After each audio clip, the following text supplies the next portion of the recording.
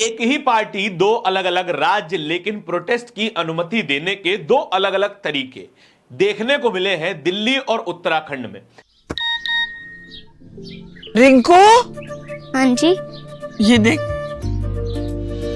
आगे तो चले। सत श्री अकाल बीजी। सत श्री अकाल पुत्र। अब साफ दिखाई दे रहा है बीजी।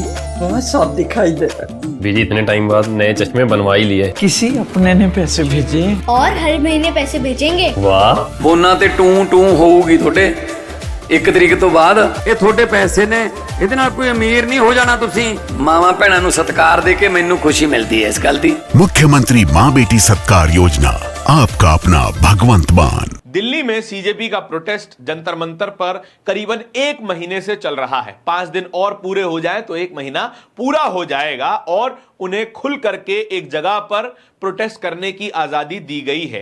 कहा गया है कि आप इतने दायरे में प्रोटेस्ट कीजिए, हंगर स्ट्राइक कीजिए, नारेबाजी कीजिए, हमें इससे कोई आपत्ति नहीं है। और लगभग यह अनिश्चितकालीन प्रोटेस्ट में तब्दील हो चुका है। लेकिन देश की लोकसभा के नेता विपक्ष राहुल गांधी जब किसी और राज्य में जा करके, जहां पर बीजेपी की ही सरकार है, प्रोटेस्ट करना चाहते हैं, छात्रों को बुलाना चाहते हैं और छात्रों के विषयों पर बात करना चाहते हैं, तो पैसा देने के बावजूद भी उन्हें जगह नहीं दी जाती है।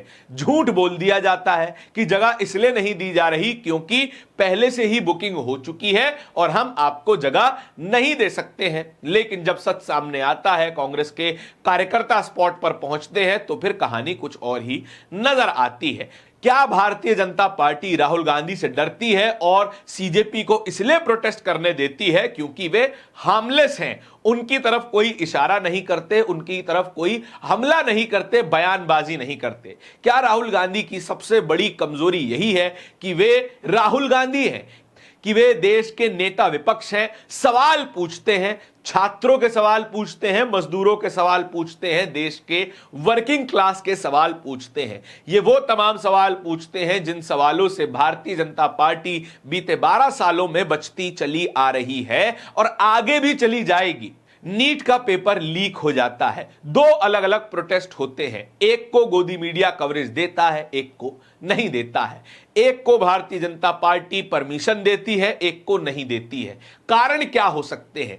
असल में राजनीति में आप उसी व्यक्ति को एग्जिस्ट करने देते हैं, अस्तित्व में रहने देते हैं, जो व्यक्ति आपके लिए हानिकारक नहीं होता है।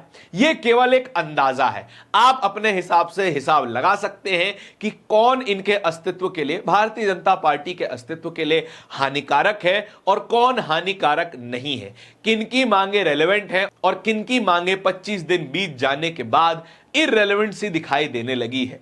प्रोटेस्ट चल रहा है, पुलिस की प्रोटेक्शन भी है, पुलिस से थोड़ी बहुत नोकझोंक भी चल रही है। लेकिन राहुल गांधी जब उत्तराखंड जाने की कोशिश करते हैं, वहां पर छात्रों को इकट्ठा करने की कोशिश करते हैं, छात्रों की गूंज नाम से एक कार्यक्रम ऑर्गेनाइज करने की कोशिश करते हैं, तो उनकी परमिशन कैंसिल कर दी जाती है।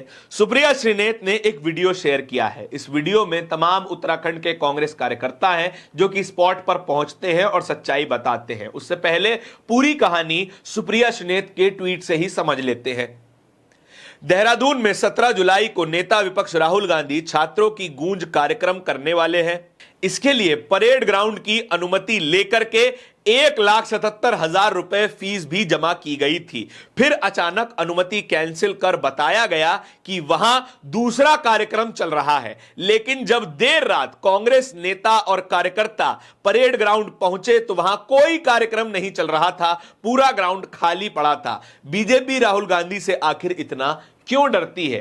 पैसा भी ले लिया जाता है, कोई मुफ्त में परमिशन नहीं मांगी जा रही थी, लेकिन तब भी ऐन मौके पर प्रोटेस्ट की परमिशन को कैंसिल कर दिया जाता है। लगभग ये वही हालात हैं जो दिल्ली पुलिस के करीबन 25 दिन पहले हुआ करते थे। 25 दिन पहले तक दिल्ली पुलिस प्रोटेस्ट की अनुमति तो देती थी, लेकिन प्रोटेस्ट से कुछ ही घंटों बाद कई बार ऐसा होता था कि परमिशन कैंसिल कर दी जाती थी और कारण बता दिए जाते थे।